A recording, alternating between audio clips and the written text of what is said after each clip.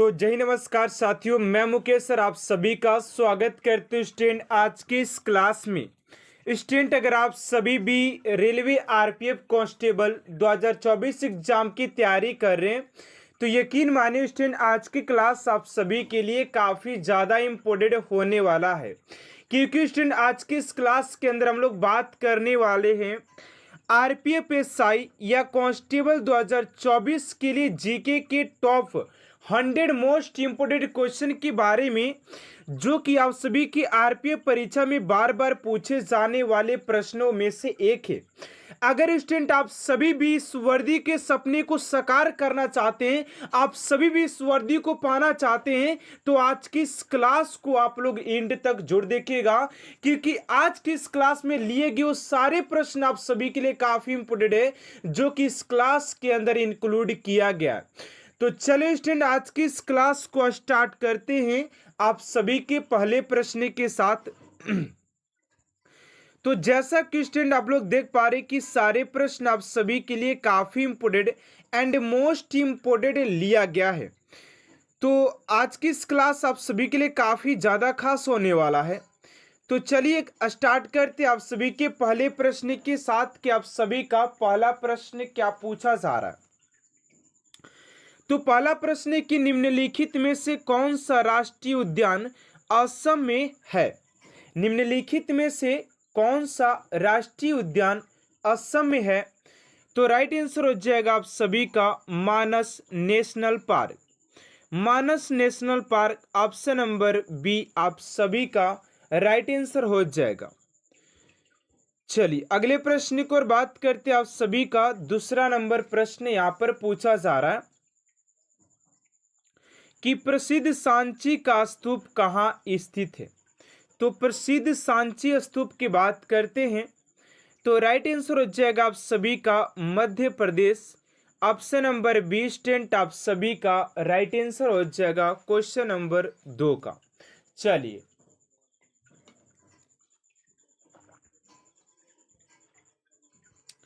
अगला प्रश्न आप सभी का निम्नलिखित में से रोहन बोपना किससे संबंधित है। निम्नलिखित में से रोहन बोपना किससे संबंधित है।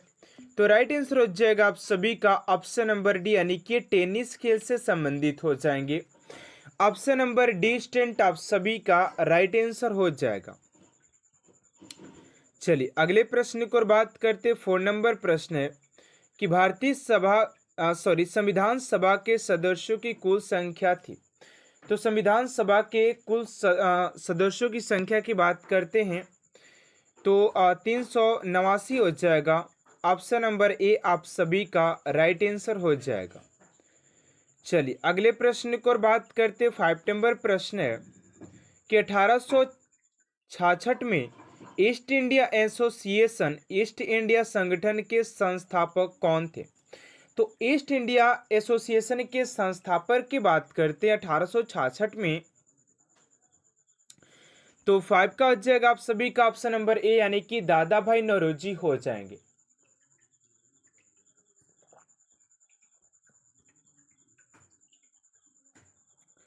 अगला प्रश्न आप सभी का 6 नंबर की सविनय अवग्र आंदोलन के दौरान ब्रिटिश भारत का वायसराय कौन था। सविनय अवग्र आंदोलन के दौरान ब्रिटिश भारत का वायसराय कौन था। तो 6 का राइट आंसर हो जाएगा ऑप्शन नंबर डी यानी कि लॉर्ड इरविन हो जाएगा। Lord Irwin option number D आप सभी का राइट आंसर हो जाएगा। चलिए अगला प्रश्न है कि राष्ट्रीय उपभोक्ता विवाद निवारण आयोग कहाँ है। राष्ट्रीय उपभोक्ता विवाद निवारण आयोग कहाँ पर है। तो 7 का हो जाएगा ऑप्शन नंबर सी यानी कि नई दिल्ली। ऑप्शन नंबर सी आप सभी का राइट आंसर हो जाएगा। अगला प्रश्न है कि संवैधानिक सभा की स्थापना थी वर्ष में की गई थी, यानी कि संवैधानिक सभा की स्थापना कब की गई थी। तो 8 का राइट आंसर हो जाएगा ऑप्शन नंबर बी यानी कि 1946 में किया गया था। 1946 ऑप्शन नंबर बी आप सभी का राइट आंसर हो जाएगा क्वेश्चन नंबर 8 का। चलिए अगले प्रश्न की ओर बात करते उससे पहले आप सभी से एक छोटा सा रिक्वेस्ट है कि अभी तक आप सभी चैनल को सब्सक्राइब नहीं किए तो प्लीज स्टूडेंट चैनल को सब्सक्राइब कर साथ साथ बेल आइकन को प्रेस कर दीजिएगा ताकि ऐसा मोस्ट इंपोर्टेंट क्लास स्टूडेंट आप तक सबसे जल्द पहुंचते रहे। चलिए अगला प्रश्न आप सभी का 9 नंबर कि अल्बर्ट बिल पेश किए जाने के समय ब्रिटिश भारत का वायसराय कौन था? तो 9 का हो जाएगा ऑप्शन नंबर बी यानी कि रिपन हो जाएगा। ऑप्शन नंबर बी स्टूडेंट आप सभी का राइट आंसर हो जाएगा। चलिए अगले प्रश्न की ओर बात करते हैं। आप सभी का 10 नंबर प्रश्न है कि चीनी यात्री फाहियान के शासनकाल के दौरान भारत का दौरा किसने किया था? चीनी यात्री फाहियान के दौरान भारत का यात्रा किसने किया था?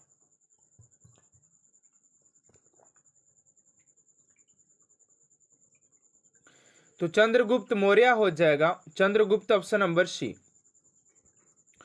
चलिए अगला प्रश्न आप सभी का 11 नंबर की भारतीय संविधान का भाग 2 से संबंधित है तो नागरिकता हो जाएगा ऑप्शन नंबर ए। नागरिकता ऑप्शन नंबर ए। चलिए अगले प्रश्न की ओर बात करते 12 नंबर है कि सिंधु घाटी सभ्यता के लोगों की मुद्रा कॉइन्स में किस देवता की आकृति चित्रित थी? तो 12 का हो जाएगा ऑप्शन नंबर डी यानी कि पशुपति सी हो जाएंगे। ऑप्शन नंबर डी स्टूडेंट आप सभी का राइट आंसर हो जाएगा। चलिए अगला प्रश्न है कि अलेक्जेंडर ने भारत ने यहाँ पर भारत होना चाहिए, भारत पर आक्रमण किया था तो 13 का हो जाएगा ऑप्शन नंबर डी यानी कि ईसा से 326 ईसा पूर्व किया था। चलिए अगला प्रश्न 14 नंबर की भगवान बुद्ध का जन्म कहाँ हुआ था? तो भगवान बुद्ध के जन्म की बात करते हैं तो लुम्बिनी में हो जाएगा। ऑप्शन नंबर बी स्टूडेंट आप सभी का राइट आंसर हो जाएगा। चलिए अगला प्रश्न 15 नंबर की विश्व का सबसे बड़ा महाद्वीप कौन सा है? तो विश्व के सबसे बड़े महाद्वीपों की बात करें तो ये हो जाएगा एशिया महाद्वीप। ऑप्शन नंबर ए आप सभी का राइट आंसर हो जाएगा।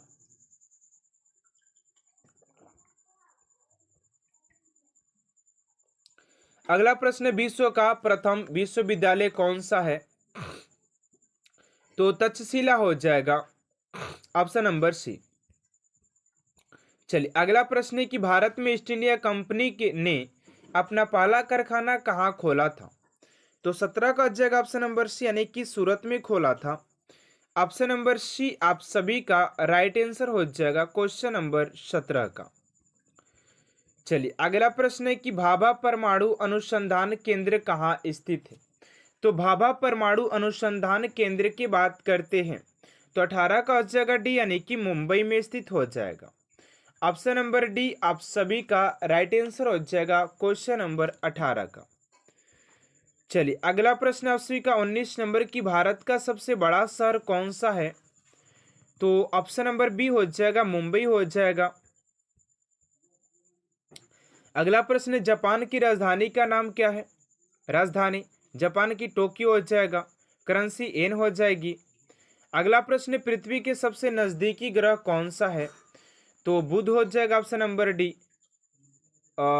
यहाँ पर शुक्र बुध यार पृथ्वी सॉरी यार मैंने सूर्य को समझ लिया था। यहाँ पर पृथ्वी की बात किया जा रहा है तो शुक्र हो जाएगा। इस बात को ध्यान दीजिएगा, मैंने यहाँ पर शुक्र को समझ लिया था, ठीक है ना। अगला प्रश्न ओलंपिक खेल कितने वर्ष बाद आयोजित होते हैं?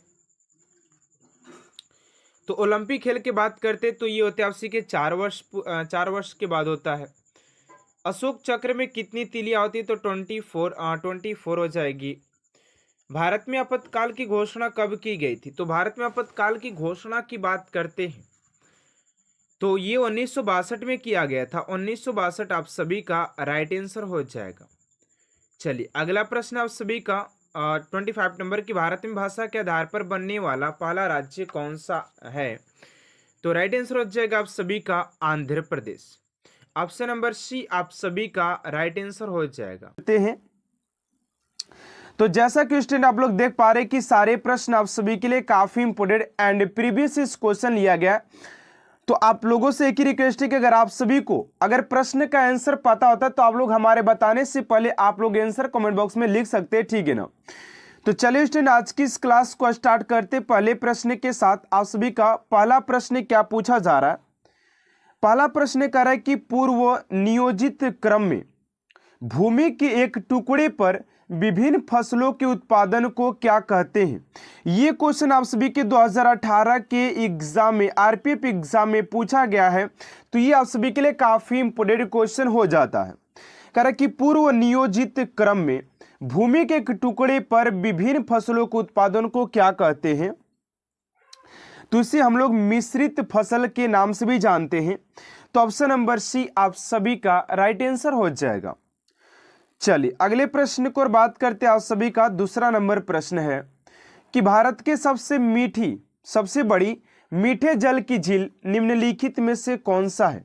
अब यहां पर आपसे कोई और टाइप के प्रश्न पूछा जा सकता है कि भारत का सबसे गहरा झील कौन सा है, भारत का सबसे ऊंचा झील कौन सा है, भारत का सबसे लंबा झील कौन सा है, खारे पानी का झील कौन सा है, और यहाँ पर आपसे इसे पूछा है कि मीठे पानी का जल भारत की सबसे बड़ी मीठे जल की झील कौन सी है? तो राइट आंसर हो जाएगा आप सभी का ऑप्शन नंबर ए यानी कि वुलर झील हो जाएगा। ऑप्शन नंबर ए स्टूडेंट आप सभी का राइट आंसर हो जाएगा। चलिए अगले प्रश्न को और बात करते हैं। आप सभी का तीसरा नंबर प्रश्न है, कह रहा है कि रंगोली भारत के किस क्षेत्र की प्रमुख कला शैली है? रंगोली की बात किया जाए कि भारत के किस क्षेत्र की प्रमुख कला शैली है, तो तीसरा का राइट आंसर हो जाएगा ऑप्शन नंबर बी यानी कि महाराष्ट्र का हो जाएगा। ऑप्शन नंबर बी स्टूडेंट आप सभी का राइट आंसर हो जाएगा महाराष्ट्र। चलिए अगले प्रश्न को और बात करते हैं। आप सभी का 4 नंबर प्रश्न है कि वेल्थ ऑफ नेशंस पुस्तक के लेखक कौन है? और यहाँ पर स्टूडेंट मैं आप सभी को 5 टॉपिक ऊपर बताने वाला हूँ। अगर आप सभी स्टूडेंट इस 5 टॉपिक को अच्छे तरीके से रीड कर लेते तो मैं आप सभी को गारंटी देता हूँ कि आप सभी के 5 से 6 नंबर अवश्य आप सभी के एग्जाम में कन्फर्म जरूर से जरूर होगा। तो इस 5 टॉपिक को आप लोग जरूर देख करके जाइएगा कि आखिर ये 5 टॉपिक कौन कौन सा है। यहां पर है कि वेल्थ ऑफ नेशंस पुस्तक के लेखक कौन है? तो राइट आंसर हो जाएगा एडम स्मिथ हो जाएंगे। ऑप्शन नंबर ए आप सभी का राइट आंसर हो जाएगा। चलिए अगले प्रश्न को और बात करते हैं। आप सभी का 5 नंबर प्रश्न पूछा जा रहा है। 5 नंबर प्रश्न कर रहा है कि हम्पी का खुला संग्रहालय किस राज्य में है? तो हम्पी का खुला संग्रहालय की बात करते हैं स्टूडेंट के आप सभी के किस स्टेट में है, किस राज्य में हो जाएगा? तो 5 का हो जाएगा आप सभी का कर्नाटक। ऑप्शन नंबर ए आप सभी का राइट आंसर हो जाएगा। चलिए अगले प्रश्न को और बात करते हैं। आप सभी का 6 नंबर प्रश्न है।